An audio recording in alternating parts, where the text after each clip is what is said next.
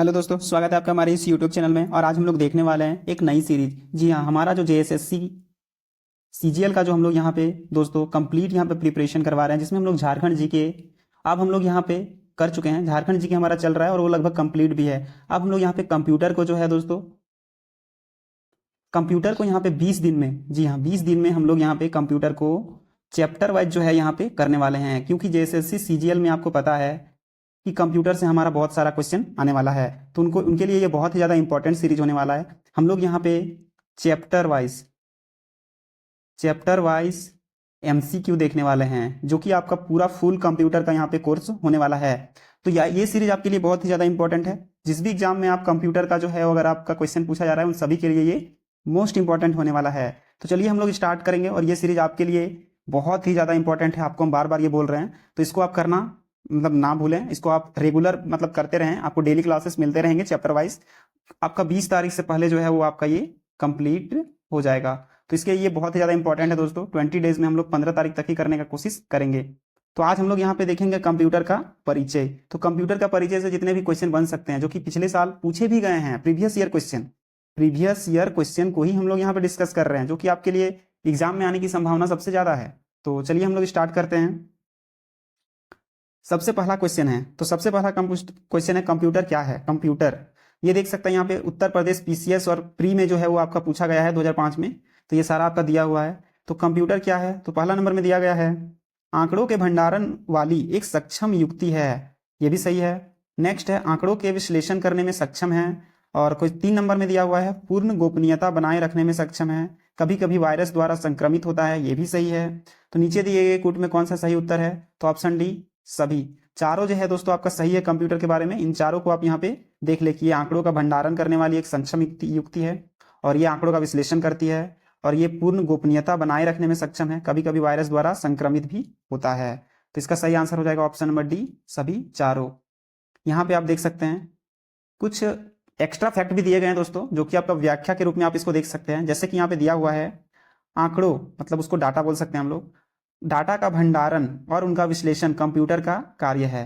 Password की सहायता से कंप्यूटर में पूर्ण गोपनीयता बनाए रखा जा सकता है, जबकि वायरस द्वारा संक्रमित होना कंप्यूटर की एक कमी है। तो ये सारा आपका यहाँ पे दिया गया है। ये भी आपके लिए बहुत ही ज़्यादा इंपॉर्टेंट है, जिसको हम लोग यहाँ पे सॉल्यूशन के तौर पे देख रहे हैं। नेक्स्ट है यहाँ पे क्वेश्चन नंबर 2। तो देश का प्रथम कंप्यूटर साक्षर कंप्यूटर लिटरेट जिला। यहाँ पे आपसे पूछा गया है देश का प्रथम कंप्यूटर साक्षर जिला कौन सा है। लिटरेट कंप्लीट जो है दोस्तों, फर्स्ट लिटरेट डिस्ट्रिक्ट कौन सा हो जाएगा देश का। ये देख सकते हैं यहाँ पे एमपीपीएससी में पूछा गया है 2008 में। तो इसका जो सही आंसर है वो है मलप्पुरम केरल। केरल का जो मलप्पुरम जो डिस्ट्रिक्ट है केरल का, वो जो है वो सबसे प्रथम देश का कंप्यूटर साक्षर जिला है। इसको आप याद रखिएगा। नेक्स्ट है क्वेश्चन नंबर 3। क्वेश्चन नंबर 3 है भारत का पहला कंप्यूटर कहाँ स्थापित किया गया था। ये आपका एसएससी सीजीएल 2011 में पूछा गया है। तो भारत का सबसे पहला कंप्यूटर कहाँ स्थापित किया गया था, तो भारतीय सांख्यिकी संस्थान कलकत्ता में स्थापित किया गया था, ऑप्शन नंबर डी। नेक्स्ट है क्वेश्चन नंबर 4। क्वेश्चन नंबर 4 है कंप्यूटर निम्नलिखित में से कौन सा कार्य नहीं करता है। ये आपका आईबीपीएस क्लर्क 2011 में पूछा गया है।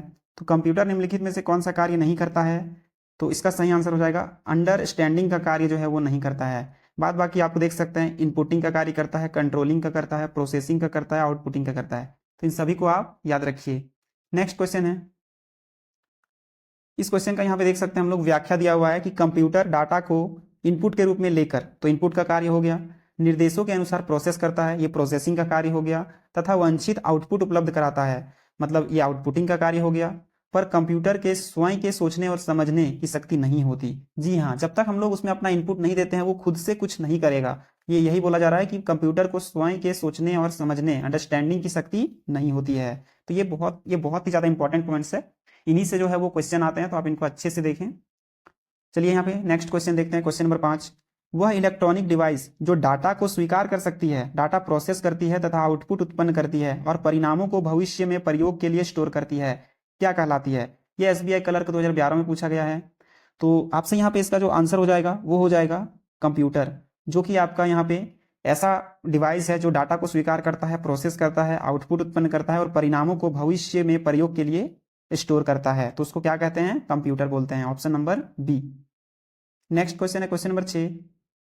तो क्वेश्चन नंबर 6 है निम्नलिखित में से कौन कंप्यूटर के गुण हैं। तो यहाँ पे देख सकते हैं तीव्र गति, ये तो कंप्यूटर का गुण है, बहुत स्पीड में करता है। त्रुटि रहित कार्य, तो ये भी करता है दोस्तों, त्रुटि रहित, गलती मतलब गलती एकदम नहीं करता है, ये जो कार्य हम लोग इसमें इनपुट करते हैं वो सही सही हमें डाटा उपलब्ध करवाता है। और गोपनीयता बनाए रखता है, तो ऑप्शन नंबर सी भी सही है। तो उपयुक्त सभी ऑप्शन नंबर डी इसका राइट आंसर हो जाएगा। ये आपके कंप्यूटर के गुण हो जाते हैं। कंप्यूटर अपनी गति और त्रुटि रहित कार्य अर्थात विश्वसनीय के लिए जाना जाता है। इसमें गलतियां नहीं होती हैं दोस्तों, इसलिए ये त्रुटि रहित कार्य अर्थात विश्वसनीय के लिए जाना जाता है। पासवर्ड के प्रयोग द्वारा गोपनीयता सुनिश्चित की जा सकती है। तो ये जो है आपके बहुत ही ज्यादा इंपॉर्टेंट है, इनको आप याद रखें।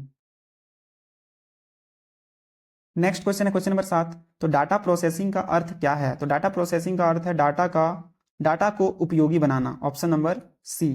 डाटा प्रोसेसिंग का अर्थ होता है डाटा को उपयोगी बनाना, इसको आप याद रखें। डाटा प्रोसेसिंग में अमंगरीकृत या रो डाटा को वर्गीकृत कर उपयोग में लायक बनाता है, इसको आप याद रखें। नेक्स्ट है क्वेश्चन नंबर 8। तो चिन्हात्मक डाटा, जिसको हम लोग अल्फा न्यूमरिक डाटा कहते हैं, किसमें प्रयोग किया जाता है। तो इसका जो है अक्षरों में प्रयोग किया जाता है, अंकों में और चिन्हों में। तो उपयुक्त सभी इन तीनों में जो है वो आपका अल्फा न्यूमरिक डाटा का प्रयोग किया जाता है, अंकों में, अक्षरों में और चिन्हों में। तो इसको आप याद रखें। यहाँ पे देख सकते हैं व्याख्या में दिया हुआ है कि चिन्हात्मक डाटा, जिसको हम लोग अल्फा न्यूमरिक डाटा बोलते हैं, अंकों, चिन्हों और अक्षरों सभी का प्रयोग किया जाता है। इस डाटा पर अंकगणितीय क्रियाएं नहीं की जा सकती, पर उनकी तुलना की जा सकती है, जैसे घर का पता। तो ये जो है दोस्तों, इसको आप याद रखें, मोस्ट इंपॉर्टेंट पॉइंट हो जाता है ये आपके लिए। नेक्स्ट क्वेश्चन है कि इनमें से कौन कंप्यूटर का गुण नहीं है। तो यहाँ पे कंप्यूटर का गुण नहीं है, तो जल्द निर्णय लेने की क्षमता, ये तो कंप्यूटर का गुण है, ये निर्णय बहुत जल्दी लेता है। गोपनीयता बनाए रखना, ये भी जो है वो आपका मतलब गोपनीयता बनाए रखता है, तो ये भी इसका गुण हो जाएगा। और नेक्स्ट देख सकते हैं बुद्धिहीन। तो बुद्धिहीन ये आपका जो है गलत हो जाएगा, बुद्धिहीन ये नहीं होता। विविधता, क्योंकि ये इसमें हम लोग जो इनपुट करते हैं उसी का ये आउटपुट देता है, ये अपने से कार्य नहीं करता है, ना ही अपने से ये दिमाग लगाता है। और ये विविधता भी इसका सही हो जाएगा। तो जल्दी निर्णय लेने की क्षमता गुण है इसका, गोपनीयता इसका गुण है और विविधता इसका गुण है। बुद्धिहीन जो है वो इसका गुण नहीं है। यहाँ पे देख सकते हैं कंप्यूटर में स्वयं की सोचने की क्षमता नहीं होती, अतः इसे बुद्धिहीन कहा जाता है। यह कंप्यूटर का गुण नहीं है बल्कि दोष है, इसको आप याद रखें। नेक्स्ट है क्वेश्चन नंबर 10। तो कंप्यूटर साक्षरता दिवस कब मनाया जाता है। तो कंप्यूटर साक्षरता, जिसको हम लोग कंप्यूटर लिटरेसी डे बोलते हैं, उसको हम लोग 2 दिसंबर को मनाते हैं। ये क्वेश्चन आपसे बहुत बार पूछा गया, ये एसएससी रहे, चाहे रेलवे रहे, चाहे जितने भी एग्जाम होते हैं स्टेट लेवल के, बहुत सारे मतलब जो है कंप्यूटर से अगर क्वेश्चन पूछते हैं तो ये क्वेश्चन बहुत ज़्यादा पूछा जाता है कि 2 दिसंबर को कंप्यूटर साक्षरता दिवस मनाया जाता है। तो इसको आप याद रखें, प्रतिवर्ष 2 दिसंबर को विश्व कंप्यूटर साक्षरता दिवस मनाया जाता है, वर्ल्ड कंप्यूटर लिटरेसी डे, इसको आप याद रखें। उसके बाद नेक्स्ट है क्वेश्चन नंबर 13। तो डाटा प्रोसेसिंग का अर्थ क्या है। तो डाटा प्रोसेसिंग का अर्थ क्या है। तो उपयोग के लिए सूचना प्राप्त करना, ये जो है वो डाटा प्रोसेसिंग का अर्थ है। डाटा प्रोसेसिंग डाटा का उपयोगिता पर विश्लेषण करना है ताकि उपयोगी सूचना प्राप्त की जा सके, इसको आप याद रखें। नेक्स्ट क्वेश्चन है क्वेश्चन नंबर 14। क्वेश्चन नंबर 14 है बैंकिंग लेनदेन में ईसीएस का अर्थ क्या है। यहाँ पे आपसे पूछा जा रहा है कि बैंकिंग लेनदेन में ईसीएस का अर्थ क्या है, इसका फुल फॉर्म बताना है, जो कि आपका एसएससी ग्रेजुएट लेवल सीजीएल में मतलब पूछा गया है 2006 में। तो ईसीएस का फुल फॉर्म, तो एक्स्ट्रा कैश स्टेटस, बैंकिंग लेनदेन में ईसीएस का फुल फॉर्म होता है एक्स्ट्रा कैश स्टेटस। यहाँ पे देख सकते हैं बैंकों में कंप्यूटर के अनुप्रयोग में तेजी आई है। कंप्यूटर द्वारा लेनदेन की प्रक्रिया को तीव्र व विश्वसनीय बनाने के लिए ईसीएस इलेक्ट्रॉनिक क्लियरिंग सर्विसेज का प्रयोग किया जाता है। तो इसका जो सही आंसर है दोस्तों, ये गलत है। यहाँ पे सॉरी आपको बता दें कि ये गलत बता दिए हैं, ये बी नहीं होगा, इसका सी होगा, एक्सचेंज क्लियरिंग स्टैंडर्ड, इसको आप याद रखिएगा। ये जो है वो आपका सही आंसर हो जाएगा। नेक्स्ट क्वेश्चन पे चलते हैं आप, क्वेश्चन नंबर 15। क्वेश्चन नंबर 15 है विश्व में सर्वाधिक कंप्यूटर वाला देश कौन सा है। विश्व में सबसे ज्यादा कंप्यूटर कौन से देश के पास है। तो इसका सही आंसर हो जाएगा अमेरिका। अमेरिका जो है वो कंप्यूटर की संख्या में विश्व में सर्वाधिक है। नेक्स्ट क्वेश्चन है क्वेश्चन नंबर 16। कंप्यूटर साक्षरता का अर्थ क्या है। कंप्यूटर साक्षरता का अर्थ है इलेक्ट्रॉनिक क्लियरिंग सर्विस, इसको आप याद रखिएगा। इसका जो सही आंसर है दोस्तों वो आपका हो जाएगा कंप्यूटर की त्रुटि को सुधारना। इसका जो सही आंसर है वो थोड़ा सा कंफ्यूजन है, कंप्यूटर साक्षरता, इसका सही आंसर बी हो जाएगा, कंप्यूटर की त्रुटि सुधारना।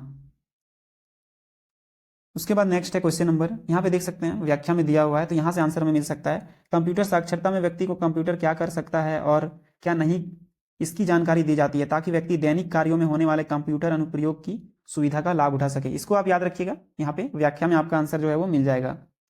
नेक्स्ट क्वेश्चन है क्वेश्चन नंबर 17।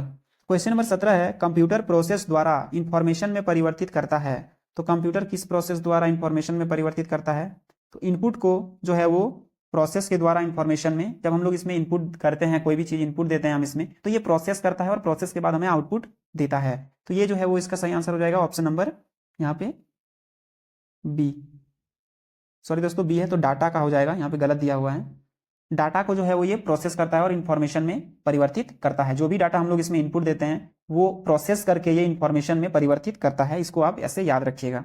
यहाँ पे देख सकते हैं कंप्यूटर दिए गए अनुदेशों के अनुसार डाटा को प्रोसेस करता है तथा उसे सूचना इंफॉर्मेशन में बदलता है। इस प्रकार डाटा अव्यवस्थित तथ्य है जबकि सूचना व्यवस्थित डाटा है। तो इसको आप याद रखिएगा।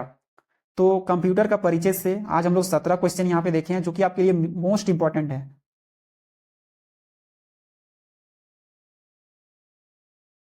बहुत ही ज्यादा इंपॉर्टेंट क्वेश्चन है क्योंकि ये 70 क्वेश्चन आपके लिए कंप्यूटर का परिचय से जो है वो, क्योंकि हम लोग यहाँ पे एमसीक्यू कर रहे हैं, तो आप इनको भी अगर करके जाते हैं तो आपका बहुत ज्यादा प्रिपरेशन जो है वो बेस्ट हो सकता है।